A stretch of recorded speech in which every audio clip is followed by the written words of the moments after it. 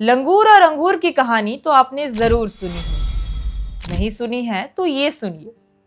कुछ ऐसा ही हाल मैथिली ठाकुर के साथ भी है।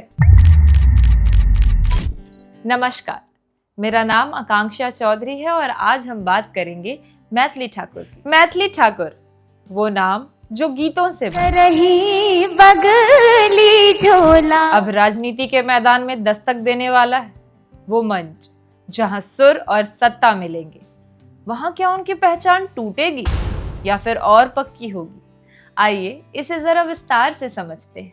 मैथिली ने खुद ऐलान किया था कि वो बॉलीवुड में प्लेबैक सिंगिंग नहीं करना चाहती हैं, लेकिन असली बात यह है कि फिल्मों में प्लेबैक सिंगिंग मिलना उतना आसान नहीं होता जितनी आसानी से मैथिली ने ये कह दिया। कला के हर श्रेणी में अपने अपने स्टार होते हैं।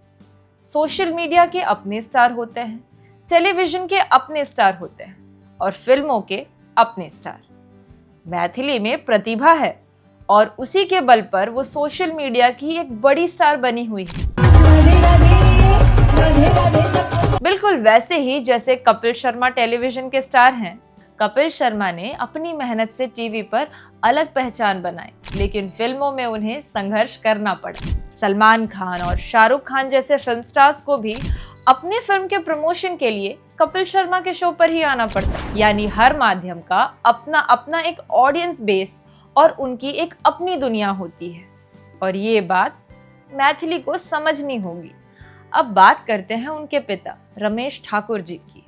किसी भी आर्टिस्ट को बनाने में उसके मैनेजर का रोल बहुत बड़ा होता है। मैथिली को यहाँ तक लाने में उनके पिता, जो मैथिली को मैनेज भी करते हैं, उनका योगदान महत्वपूर्ण रहा है। लेकिन यहाँ से आगे के सफर के लिए उन्हें खुद में थोड़ा बदलाव लाना होगा। जैसे जब कोई कंपनी या इवेंट एजेंसी मैथिली के लिए इंक्वायरी करती है, तो उसे सही तरीके से हैंडल करना बहुत जरूरी होता है। ऑर्गेनाइजर्स के प्रतिनिधि कुछ प्रश्न पूछते हैं। नेगोशिएशंस की बात तो हर आर्टिस्ट के मैनेजर से होती है। हमने कुछ ऐसी एजेंसी से बात की है और कुछ चैट्स भी देखे हैं। रमेश जी का व्यवहार पोलाइट और प्रोफेशनल होना चाहिए, क्योंकि ये क्लाइंट सर्विंग बिजनेस है, जहां हर कॉल, हर बात और हर टोन एक इम्प्रेशन बनाता है। दूसरी तरफ दरभंगा और मधुबनी के अधिकांश युवा भी रमेश जी से बहुत नाराज हैं। जब मैथिली रियलिटी शो में थी, तब यही मैथिल युवा दिन रात एक करके सोशल मीडिया पर उनके लिए मुहिम चला रहे थे। फिर चाहे वो मिथिला मिरर के संस्थापक ललित नारायण झा हो या मिथिला स्टूडेंट यूनियन के national president CA Anoop Maithil, इनके साथ साथ हजारों लोगों ने मैथिली का साथ दिया था। लेकिन बाद में जब इन्हीं लोगों में से कई लोगों ने मैथिली के अपने जिले में शो कराने के लिए रमेश जी से बात की, तो उनकी बातें या तो इग्नोर कर दी गई या फिर मैथिली को उनकी पहुंच से बहुत दूर करने का इतना ज्यादा बजट बताया गया कि लोकल ऑर्गेनाइजर्स पीछे हट गए।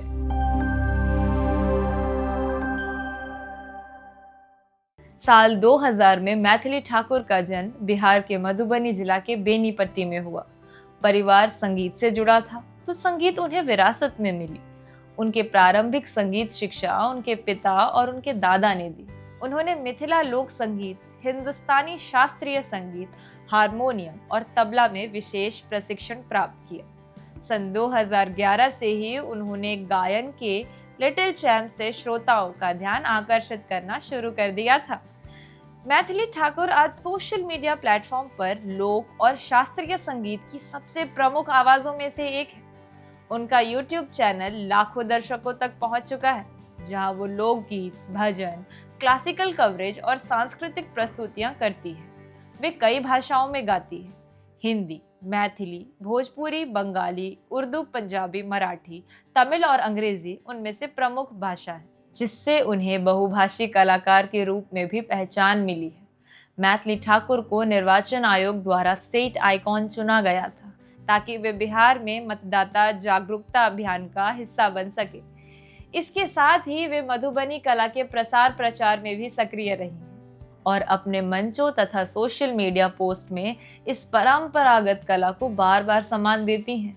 उनकी संगीत प्रतिभा को कई प्रतिष्ठा मंचों पर सम्मान मिला है। उस्ताद बिस्मिल्लाह खान युवा पुरस्कार, 2021 लोक संगीत में योगदान हेतु, national creators award 2024 cultural ambassador of the year श्रेणी में NHRCCB इंडिया प्राइड अवार्ड। स्वयं प्रधानमंत्री नरेंद्र मोदी जी ने भी सार्वजनिक रूप से उनके गीतों की सराहना की थी। आज जब मैथिली बीजेपी का टिकट लेकर अपने गांव और समाज की सेवा की बात कर रही हैं, तो वहीं युवा वर्ग जो कभी उनके सपोर्टर थे, अब आक्रोशित और निराश महसूस कर रहे हैं। अगर रमेश जी ये समझकर अपना अप्रोच थोड़ा मैथिल क्षेत्र के लिए नरम और दुनिया के लिए प्रोफेशनल रखें, तो मैथिली की जर्नी में मैथिल समाज हर बार आगे आएगा और उनकी कला, आवाज और पहचान और भी दूर तक पहुंच सकती है। कहते हैं कि राजनीति और कला दोनों में चमक है, लेकिन उनका रास्ता आसान नहीं होता।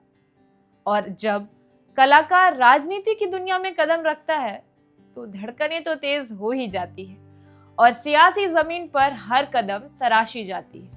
वे खुद कह चुकी है, मैं राजनीति इसलिए नहीं करना चाहती कि शक्ति का इस्तेमाल करना हो, बल्कि बिहार में बदलाव लाने के लिए पावर चाहिए, ना कि जबरदस्ती, बल्कि असरदार काम के लिए। अलीनगर विधानसभा क्षेत्र, दरभंगा जिला। जी हाँ, ये वही सीट है जो अभी तक बीजेपी विधायक मिश्री लाल यादव के नाम थी, लेकिन उन्हें 2 साल की सजा मिलने के कारण अयोग्य घोषित किया गया। फिर प्रवेश की घोषणा।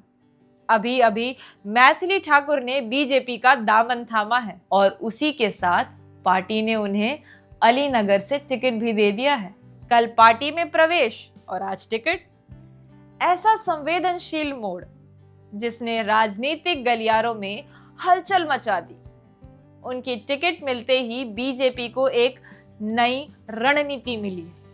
कलाकार को राजनीति के मंच से जोड़ना, विशेष रूप से मिथिलांचल क्षेत्र में वोट बैंक की मजबूती देने के लिए। लेकिन हर कदम पर विरोध भी साथ चलता है। स्थानीय भाजपा कार्यकर्ता और जनता कह रही है, बाहरी व्यक्ति को टिकट देने से इलाके में नाराजगी होगी। कुछ जीते जागते पदों से इस्तीफा की चेतावनी भी दे रहे हैं।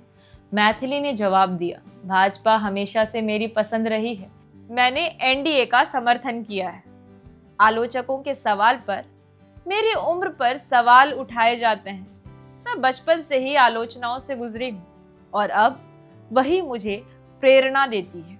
2025 के बिहार विधानसभा चुनाव 2 चरणों में होंगे। 6 और 11 नवंबर को मतदान और परिणाम 14 नवंबर को घोषित होंगे। मैथिली की यात्रा अब 2 मोड़ ले चुकी है, संगीत की आवाज से लेकर राजनीति की गूंज तक। लेकिन सवाल ये है कि क्या उनकी कला की महक राजनीति की कटिंग तीरों में कहीं खो जाएगी, या ये बदलाव उन्हें नई ऊंचाइयों तक ले जाएगा? ये तो चुनाव के बाद ही पता चलेगा। खैर, आज के इस एपिसोड में इतना ही।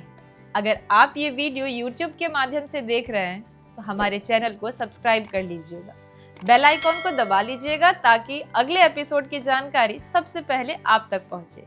और अगर आप Facebook के माध्यम से जुड़े हैं तो फॉलो कर लीजिएगा। मिलते हैं अगले एपिसोड में, तब तक के लिए अलविदा। तभी एक सनसनाती हुई गोली आई और यदुनाथ सिंह के सिर को भेद गई। उन्हें खेलकूद का बहुत शौक था और वो गांव में सबकी मदद के लिए हमेशा हाजिर रहते थे।